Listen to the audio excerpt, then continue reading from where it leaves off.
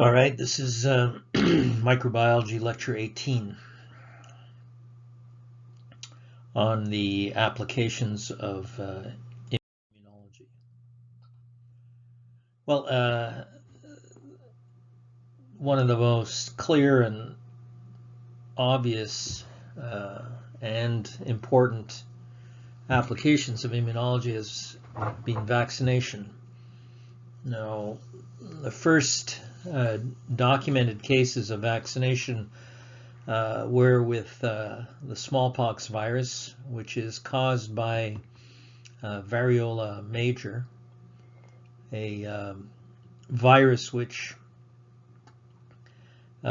historically was widespread and feared and came in waves that caused massive death. And the first case of vaccination with variola were carried out in the 1500s in China, where they would take some material from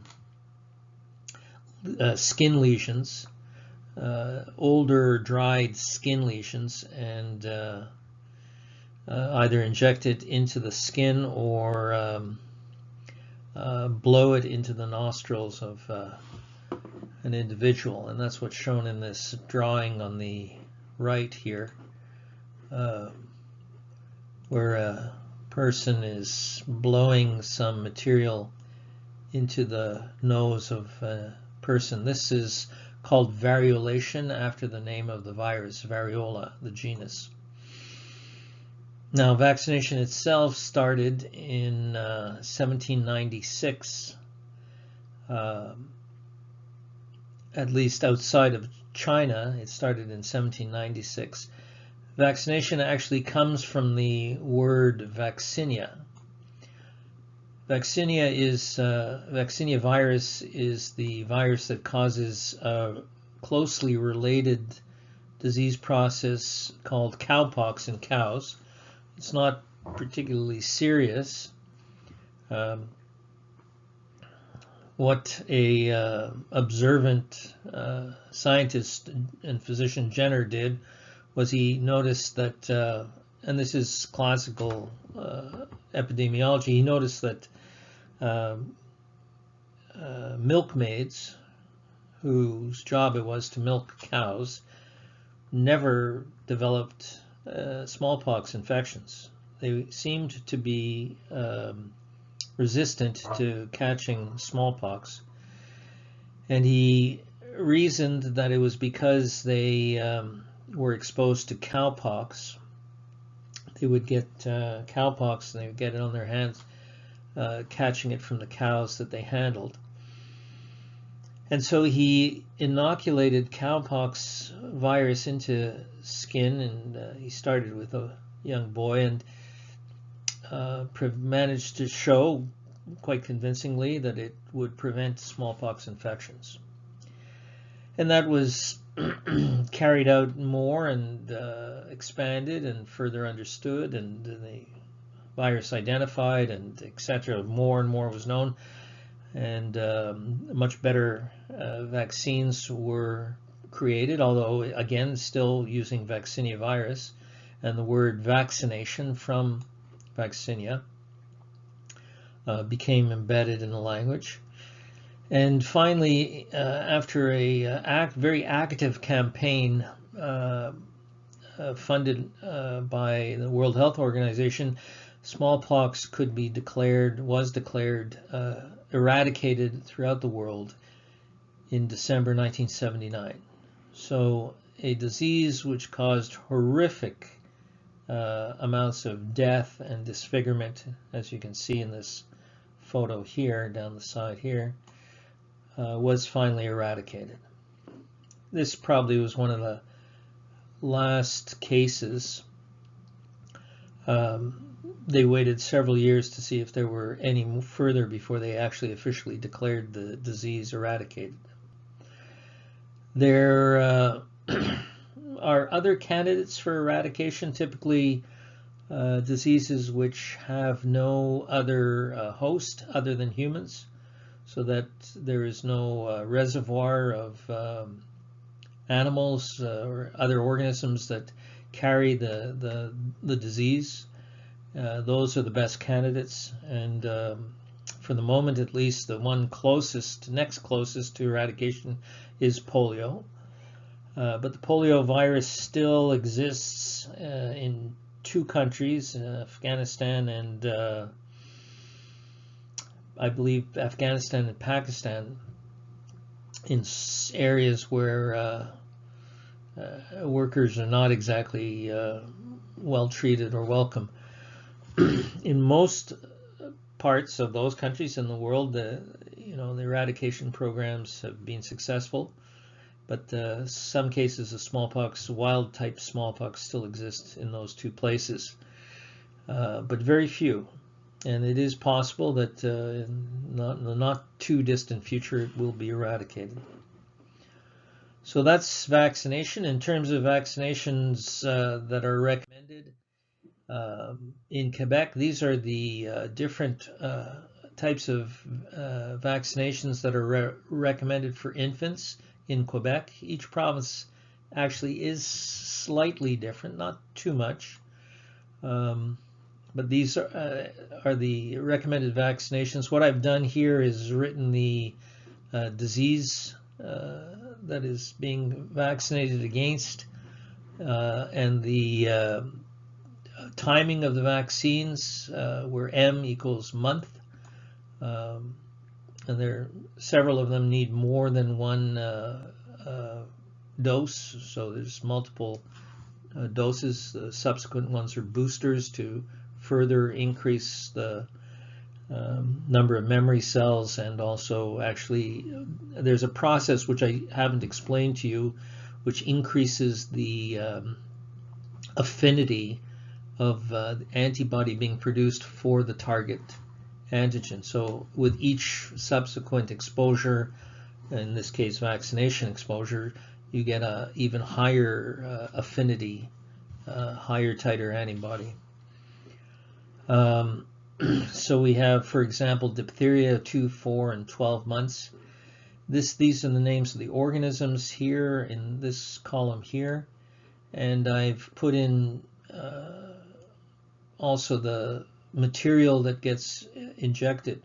For example, with Corynebacterium diphtheria, the bacterial organism that causes the disease diphtheria, it's a toxoid that's injected. Remember, a toxoid is a inactivated toxin, and the antibody that is developed in response to it is an antibody that can inactivate the toxin. And so you can have the bacteria, but whatever toxin it produces is inactivated by antibody if you're immunized. Many of these are given together, like diphtheria, tetanus, pertussis, hepatitis B, poliomyelitis, and Haemophilus influenza type B. At least these inoculations go together. So at 2 months, they're all given together to the infant at 4, and then at 12, hepatitis B is given, the last dose is given at 18 months. I wouldn't expect you to know this. See, I realize I've put it in red, and I've told you before that that's what I expect you to know. I would not expect you to know this kind of detailed information, but I wanted you to have it. I can, however, I need to point out to you that this can change from year to year, the recommendations. Sometimes they add a new, when a new vaccine is developed and they think it's useful for infants, or they may change the timing or the type of material that's used. It may change. That hasn't changed much, but there have been changes actually since last year. I forget which one now that I added. All of them are important diseases that cause tremendous morbidity and mortality, and are all preventable using these vaccines. It is unbelievable how much suffering has been avoided through vaccination programs. Okay, so this again is all for your information, but I would look through it. I've also given you here the website that shows this information, the Quebec website that shows that information. School age, this is for infants. School age and adults have a different recommended, obviously, ages and materials that are, or diseases that are vaccinated against. Many of these actually are that you receive in several of these that you receive in infancy are good for life. Others need further booster shots. For example, just off the top of my head, tetanus is recommended every 10 years. And there's no one out there really to remind you. You know, for an infant, it's you know, the pediatrician who makes sure that, who's supposed to make sure that all the vaccines, the regimen is up to date and all the proper vaccines are covered. But once you get to adulthood, you're the one who has to follow that and take care of it. Of course, students in nursing programs receive all the adult vaccines that they need and more, that most people get, and more, because they're exposed and require it for their program. All right, let's get into disorders of the immune system. Talk about that. Now, the first set or class of disorders that I'll talk about are hypersensitivity reactions. These are reactions to certain antigens that are abnormally powerful reactions that can lead to tissue injury or even death. They all require a sensitizing exposure or sensitizing dose. Initially, the person must first be exposed to the target antigen that's going to trigger hypersensitivity. These are also called allergens. There's an alternate term for them. They induce in some individuals allergic reactions. These are abnormally strong and potentially dangerous hypersensitivity reactions. There are 4 different classes or types of hypersensitivity reactions, types 1 to 4, and they are based on different kinds of processes. The first one, and we're going to go through each one, the first one is anaphylactic reaction or anaphylaxis. Cytotoxic reactions is type 2, immune complex mediated reactions type 3, and then cell mediated reactions are type 4. When we look at type 1 anaphylactic reactions, these are type 1 hypersensitivity reactions. They are mediated by IgE class antibodies. Typically they are localized and they can induce hives or asthmatic reactions from contact or inhaled. Hives are hypersensitivity reactions in isolated spots on the skin. So it's from contact to the skin, or asthmatic reactions from inhaled allergens or antigens. That's when they're localized. But they can also be trigger a systemic anaphylactic reaction, where the person actually goes into shock after getting ingested or injected with the material, and it can be deadly. Well, the way that these reactions occur are that a person is sensitized to a particular antigen, which triggers an IgE class antibody response. Unfortunately, it's an overly strong response, and the person develops a lot of antibody. They have a very high titer of the antibody. There's a very high affinity, a lot of the antibodies produced. And as you recall, I hope, mast cells or basophils, and basophils are in the blood. When they leave the blood and go into the tissues, they're called mast cells. Mast cells and basophils have IgE Fc receptors on their surface. I remind you that I'll just put a large R, that's subscript C here, IgE Fc receptors. I remind you that in antibody molecules, up here is the antigen binding site, there and there. And then this lower region here is called the Fc portion. And IgE receptors, Fc receptors, that's Fc is down here, IgE Fc receptors on basophils and mast cells can bind the antibody to their surface. So now the antibody is on the surface. Its antigen binding sites here at this end are sticking outwards.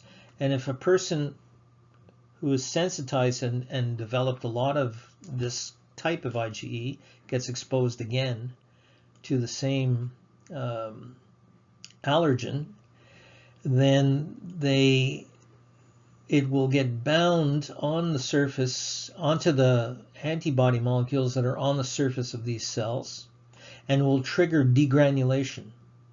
The granules in mast cells and basophils contain histamine. There are other components like leukotrienes, but these molecules cause increased, they cause vasodilation and increased vascular permeability, and when released in large quantities can cause quite a severe edema in tissues. Severe enough, in fact, that a person's airways may get closed off because of the endematous swelling of the airways. So that's a type 1 anaphylactic reaction mediated by IgE antibodies that are developed to the allergen and that bind onto the surface of mast cells or basophils. And when you get a second exposure to the antigen, here for example, shown here, then they degranulate and you get severe, strong release of histamine, and that's a problem. Here you see some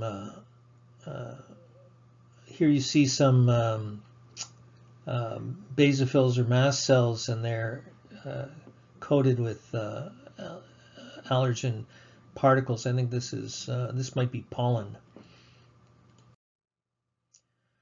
Okay, this kind of reaction, localized, triggers hives, which is a localized bumpiness on the skin or raised area of the skin because of the edema, or can trigger an asthma attack, which is caused by narrowing congestion of the airways. So you can be either contact, this is pollen here. This is a small mite.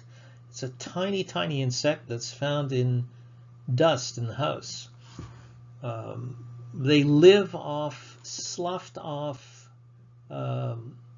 keratin from the skin, and they're particularly found in carpets actually. And some people who inhale them will develop too strong an IgE response, and then they're sensitized, and then they with further exposures they'll have asthmatic attacks sometimes. That's also type 1 anaphylaxis. Okay, and often people who get these kind of reactions often go to allergy immunology specialist physician who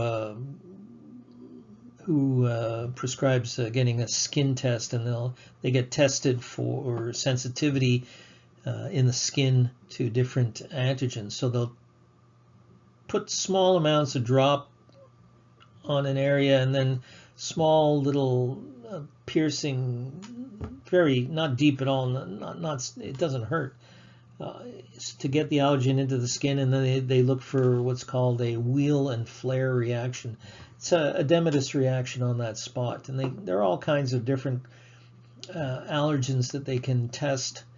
Often the person's tested with several, and they just get that localized response in that area, and that can be indicative, although not 100%, of whether they are hyperallergic to it.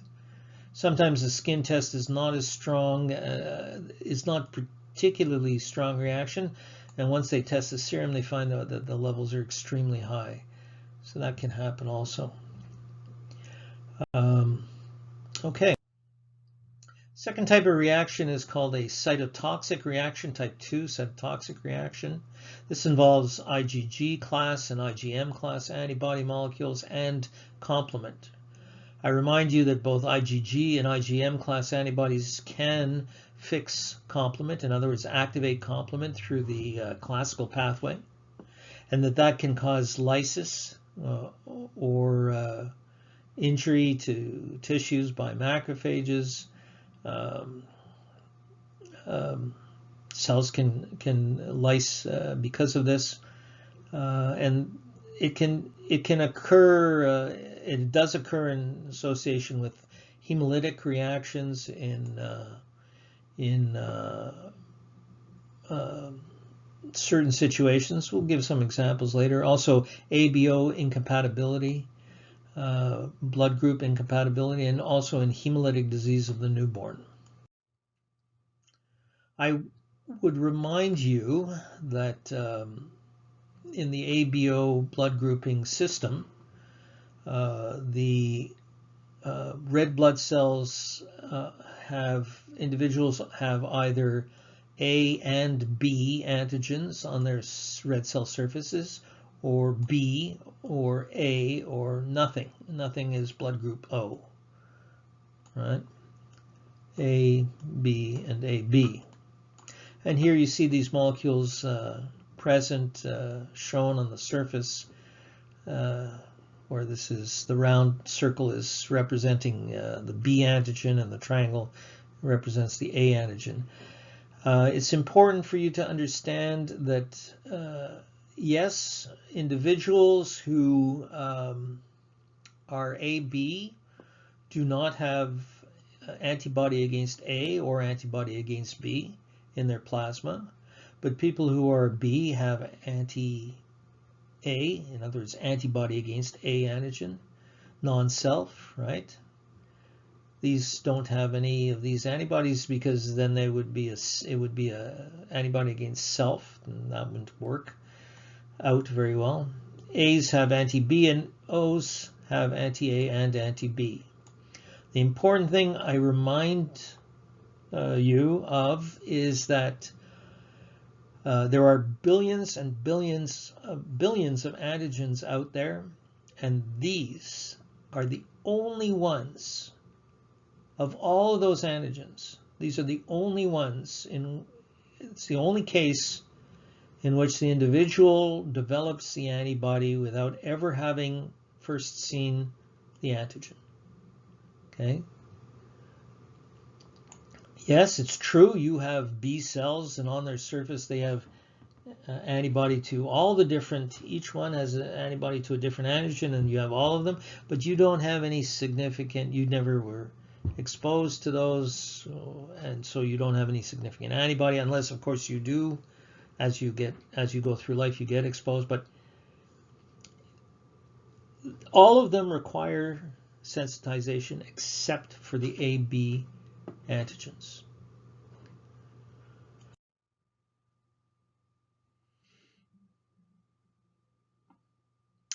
Right. In hemolytic disease of the newborn, what is happening is that a Rh negative, which means, of course, the individual does not have the big D antigen. An Rh negative mother carries a fetus which is Rh positive. So Rh negative and Rh positive essentially means that the big D antigen is either absent, big D negative in the case of Rh negative, or big D positive. I remind you that, of course, the Rh antigen, big D, follows the classic kind of antigenic response in that a person has to be exposed to the antigen in order to develop the antibody. So a mother who becomes pregnant with a Rh positive baby will get exposed to the baby's blood. Some blood from the baby can cross into the mother, particularly just at the time of delivery. It's quite common for there to occur some bleeding and commingling of the blood. After all, in the placenta, the two maternal and fetal circulations are so close together that some baby blood the fetal blood gets into the mother, although it can also happen just before delivery. In any case, in this situation, what happens is that the woman postpartum develops an antibody against big D. All right. This, of course, only happens if the father of the baby is Rh positive, big D positive. This situation can happen. Now, that's not a problem if she has antibodies against big D floating around, except if she gets pregnant again with another baby, and the baby again is, in this case, the next baby or two babies after. It really doesn't matter. But if she gets pregnant again and the baby is Rh positive, then the anti-big D antibodies can cross the placenta if they are IgG class. And they can fix complement once they bind onto the surface of the red cells and result in lysis of the cells in the baby. And that is called hemolytic disease of the newborn. It is prevented by injecting using artificially acquired passive immunity, injecting the pregnant woman with a monoclonal antibody against big D. Now, this may sound strange. Anti-big D. So anytime a Rh negative woman, anytime, and this is done here, anytime a Rh negative woman becomes pregnant, she will be injected with antibody against big D, anti-big D. The reason is, and there's a name for this material, it's called ROGAM. The reason is that any big D positive fetal cell that crosses into her will be destroyed so quickly because of the presence of this antibody that she will never there will never be enough time for her to get immunized. She will not respond and make her own antibody against big D because these cells will be destroyed so rapidly. In fact, they've developed it to a point where they don't even test the baby because, mistakes can happen. It's perfectly safe and it will prevent the woman from developing her own antibody against big D. So it's a passive, artificially acquired passive immunity. The antibody goes into her. It's a type of antibody that cannot cross the placenta, so it cannot harm the Rh positive baby. So it doesn't cross the placenta, but it destroys any or helps destroy any Rh positive cells from the baby that cross into the mother. And so she never becomes immunized as shown here. And any subsequent baby is fine, but every time she is pregnant, she is injected with RhoGAM, anti-Big D.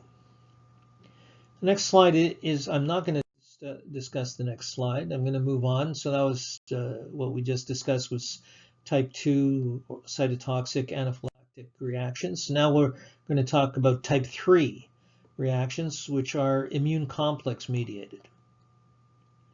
In this case, we're talking about IgG class antibodies and antigens, which can form complexes, antibody-antigen complexes.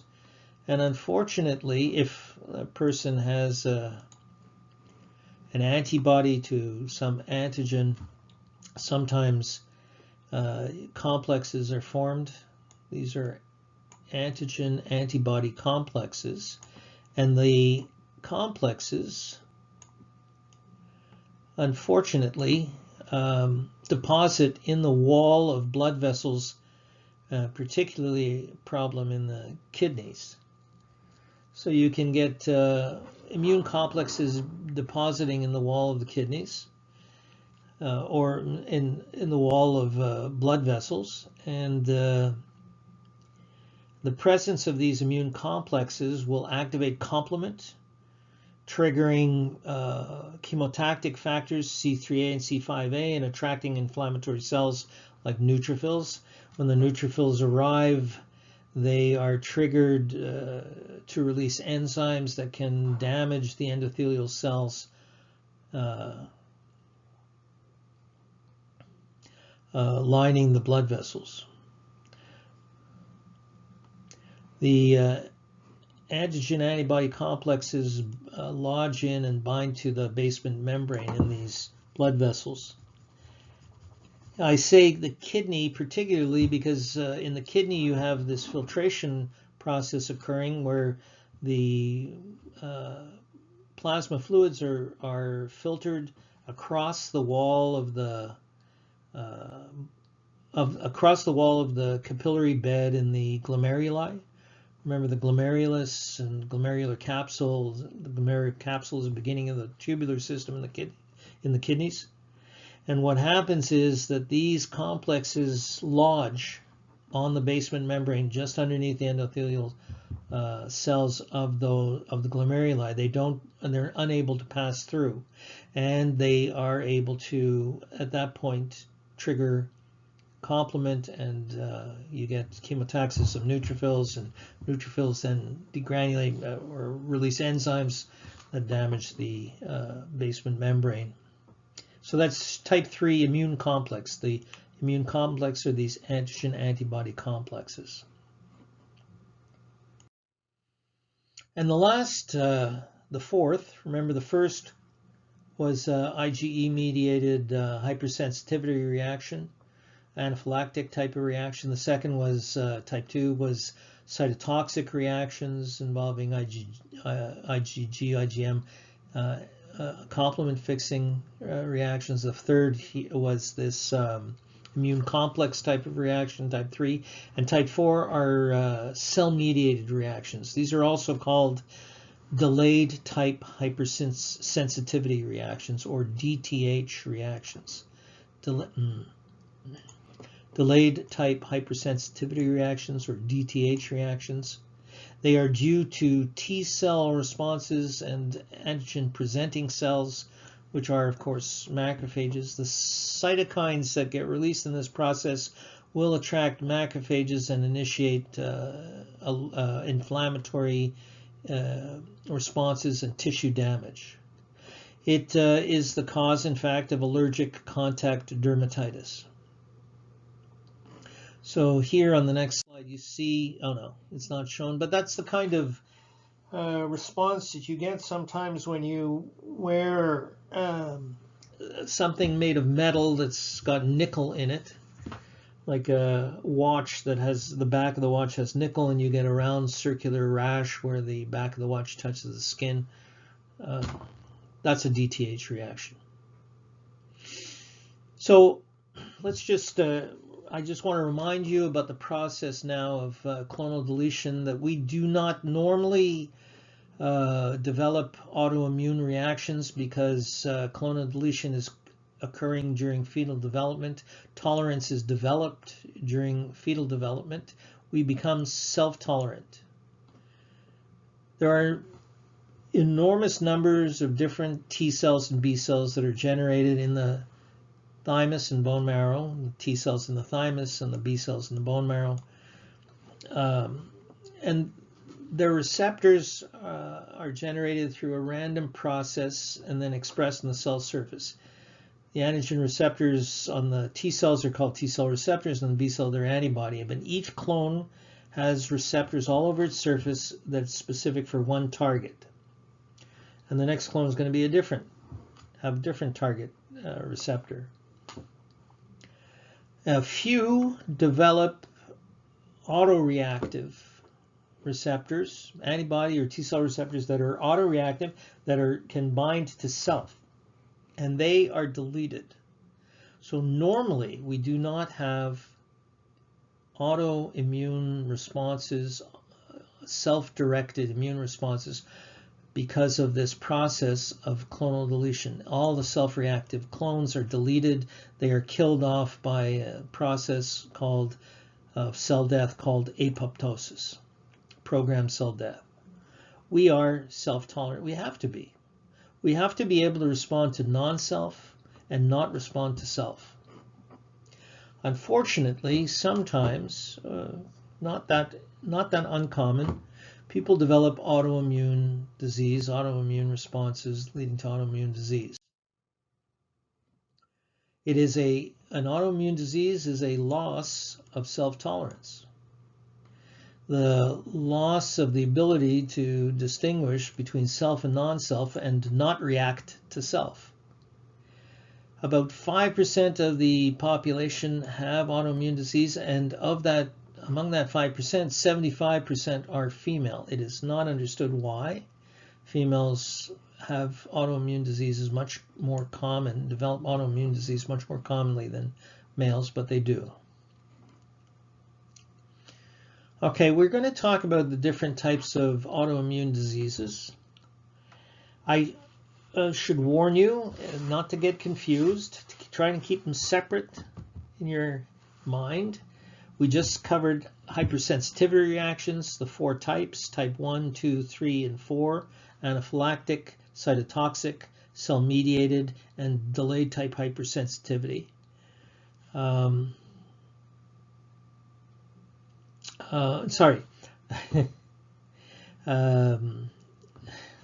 Just one second. Yeah, the 4 types of hypersensitivity reactions: anaphylactic, cytotoxic, immune complex, and cell-mediated.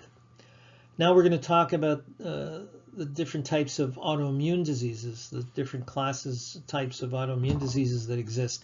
There are 4 main types, and unfortunately they're called, again, type 1, 2, 3, and 4, and they actually have some similarities to the hypersensitivity types, but you have to keep them separate. Okay.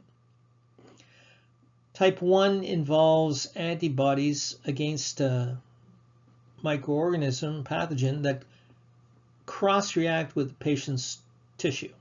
So you develop an antibody, unfortunately it cross-reacts with your own tissues. In type 2, the antibody is that you develop reacts with cell surface antigens. Some individuals will produce antibody against their own structures. It's an autoimmune response. And unfortunately, binding of the antibody to in some cases, binding the antibody to that structure on the surface of the cells causes a disease process. An example of that would be in Graves' disease, where the antibody that a person develops, the autoimmune antibody, is directed at the thyroid stimulating hormone receptor that is found on thyroid cells. I remind you that the thyroid gland responds to thyroid stimulating hormone, TSH.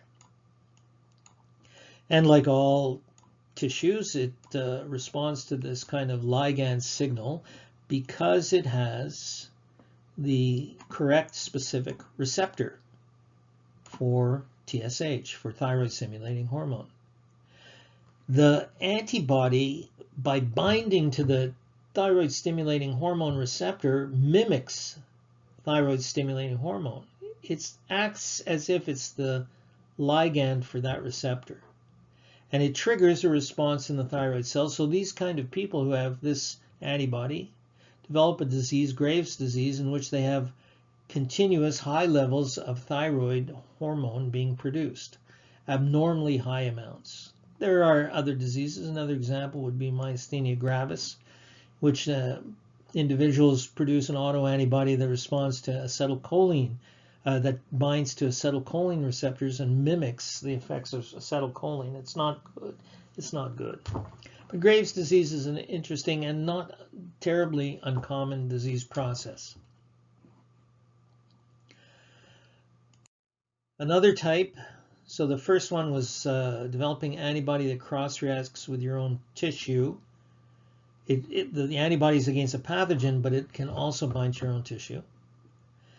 The second example was producing an antibody that directly binds to your own tissue and stimulates a process that causes disease. The third type is immune complex. In this case, the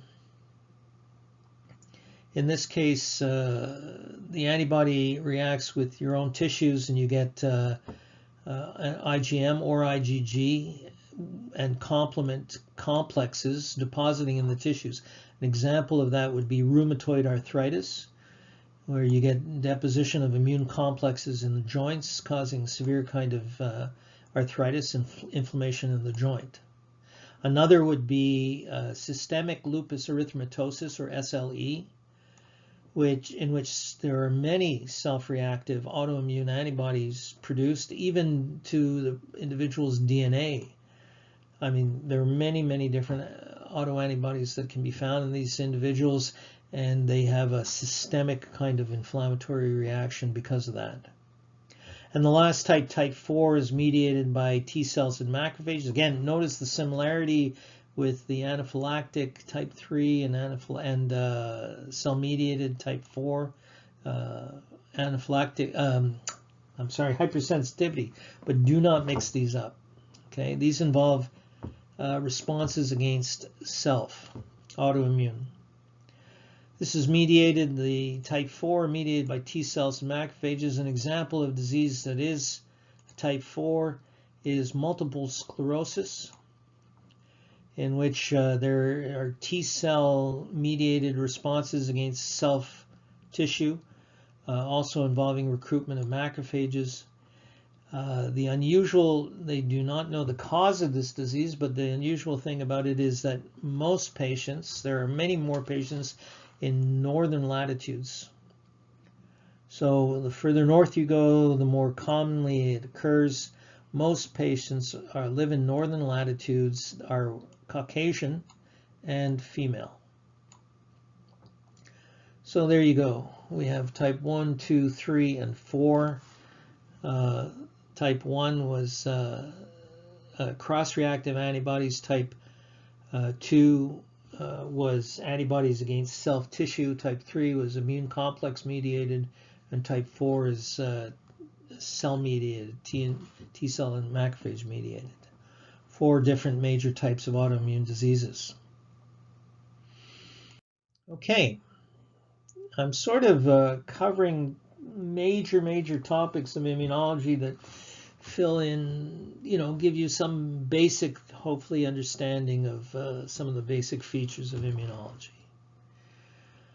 Well, one thing that you should know, and I did mention it when I talked about antigen presentation or antigen presenting cells, was that they take in foreign molecules, chop them up, break them apart, and present them on the surface. But they always present them in association with a self structure or self-antigen called MHC, major histocompatibility complex antigen structures or molecules. These are tissue antigens.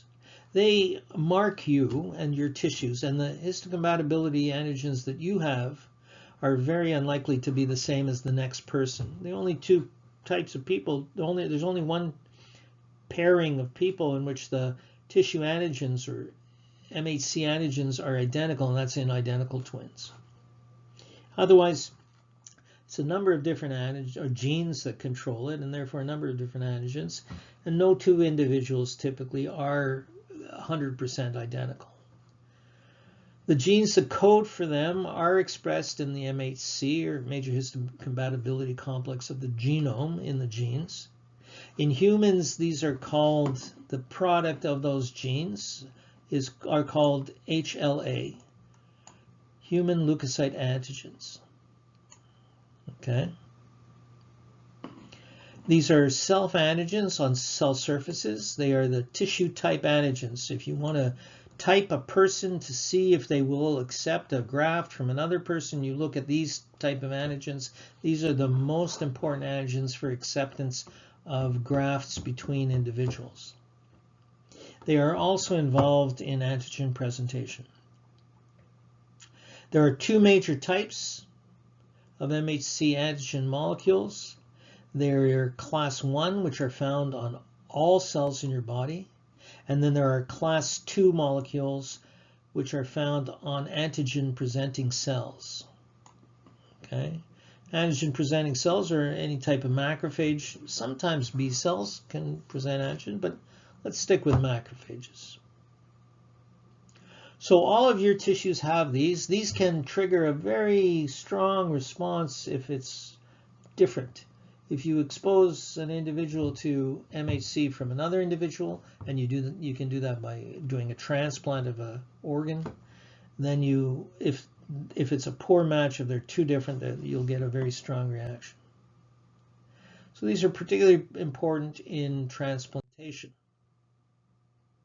There are some diseases that are associated with certain HLA or MHC types. Remember, in humans, it's called HLA. In other animals, it's called something different. But they're all, in all animals, they're the major histocompatibility antigens. So certain particular types of HLA antigens, MHC molecules, derived molecules, are associated with certain diseases. I'm not going to get into it, other than just making you aware. They can easily type a person for the HLA typing by using antibodies that are commercially available, and they put different antibodies to different MHC structures in the different wells of a plate that has 96 wells, many wells, and they put the antibodies in the different wells, and then they put in the cells, and then they'll add some complement. If the antibody attached to the cell, then the complement will attach to the antibody. Remember, this is the classical pathway of complement activation. So C1, you'll get C1, and then 4, 2, 3, 5, 6, 7, 8, 9. You add some, and that'll cause rupture. You add some blue dye, and if the cells are blue, that means the hole was ruptured. The blue dye went in. That means that, it's that, whatever, in that particular well, it's positive results showing, okay, the HLA, we know what the HLA is for that, on that type of cell. And you'll get, and there's several different HLA types that you have for each individual person. Quite a few different antigens that are used, that are tissue antigens associated with a person. So transplantation involves typing for HLA, matching as best as possible. You won't rarely get a perfect match, but you try to match. So an individual who needs, a patient who needs a transplant will be typed for their HLA. using the antibody complement method, and they take some blood, they purify out the white cells, they put the person's white cells in the wells, and they add the antibody and complement, see which ones get killed. That's the one that has that, that way you can type what HLA antigens are present on that person's cells. And then if a donor becomes available, if a donor organ becomes available, then, and it's a worldwide system, they will punch that donor type in and look for a potential recipient, or vice versa. They'll already have the searches going on, and the recipients are looking for donors, and the request is into the system. And as soon as organ becomes available, they know almost immediately where that person is, and they mobilize and they take the organ out, they'll transport it. There are many, many different organs now that can be transplanted.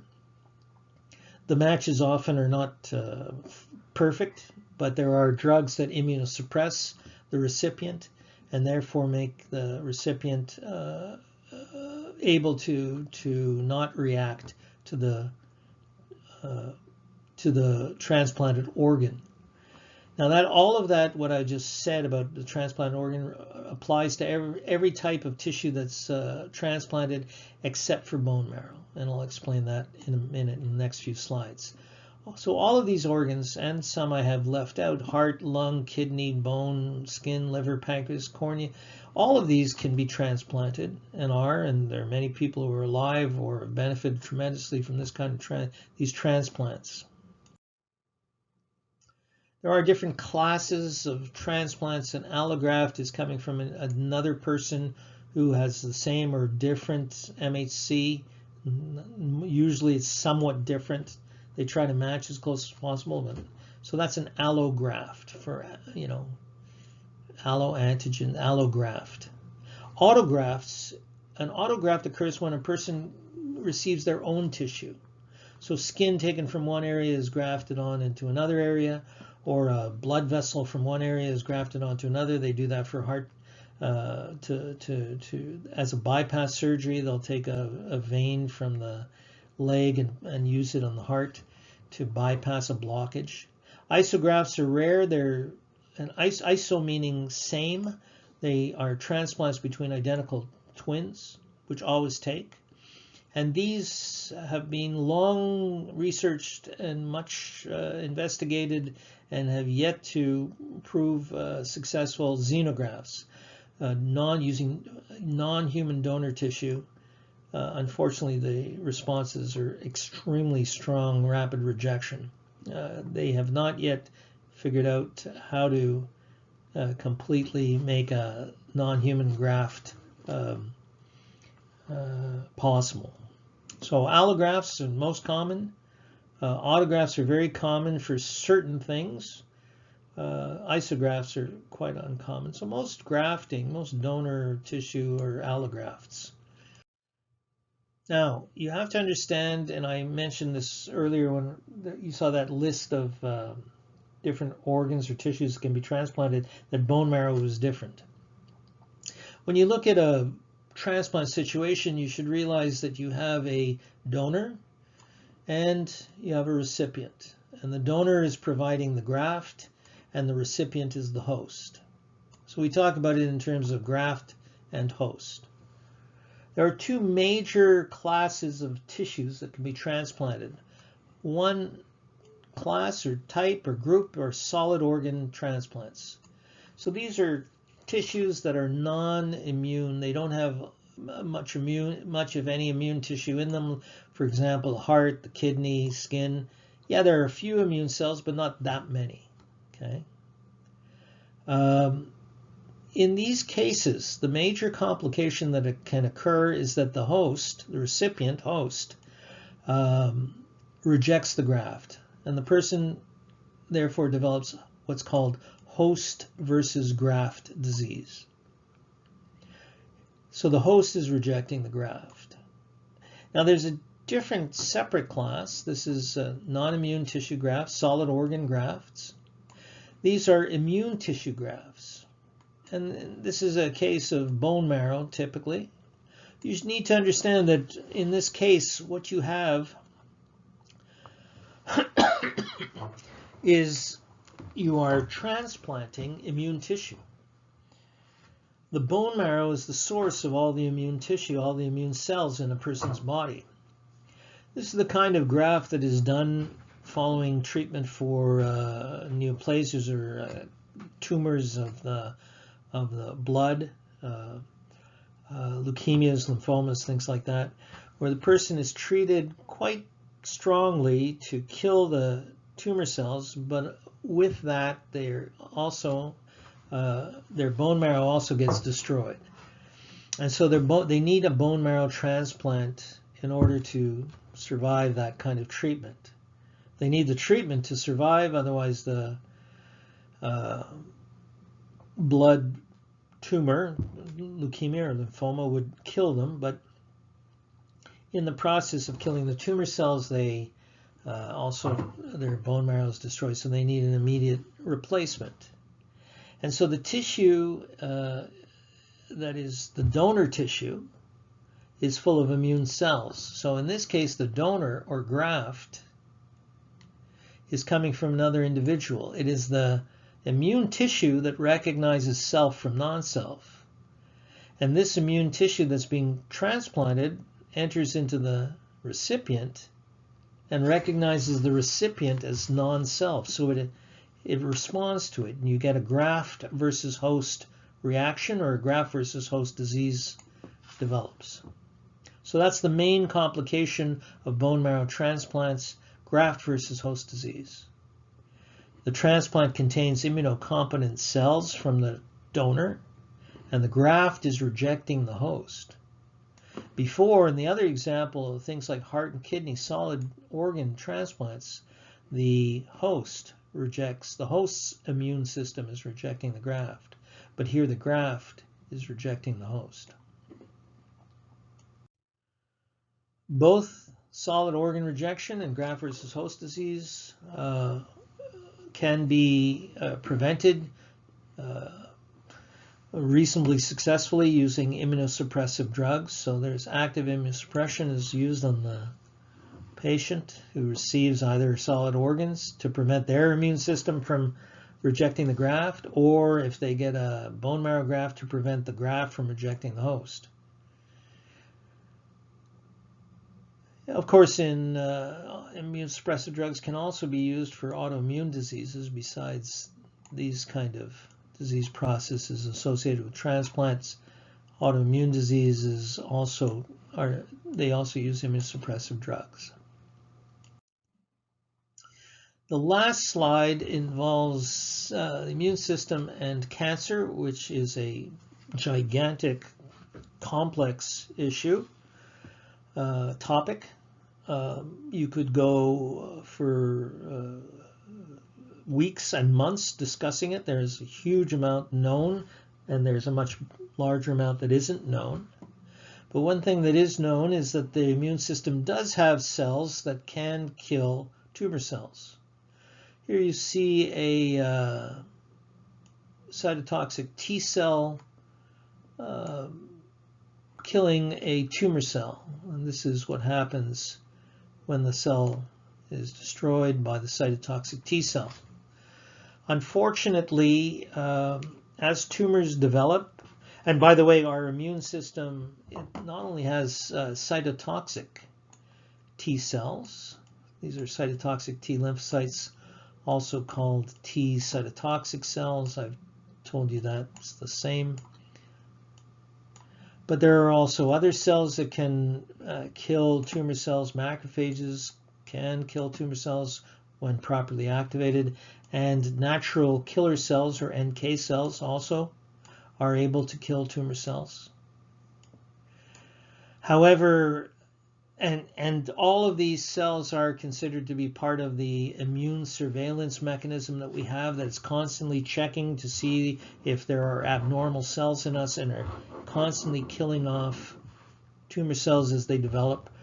We do develop abnormal cells continuously, and they are killed off. However, sometimes a tumor cell arises that can evade or avoid these mechanisms.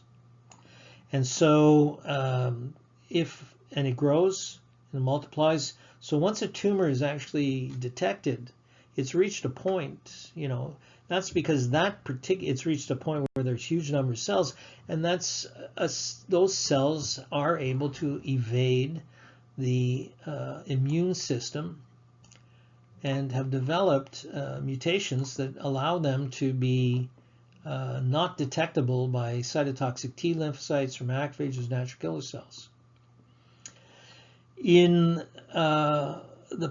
Over the past decade, or longer actually, a little longer,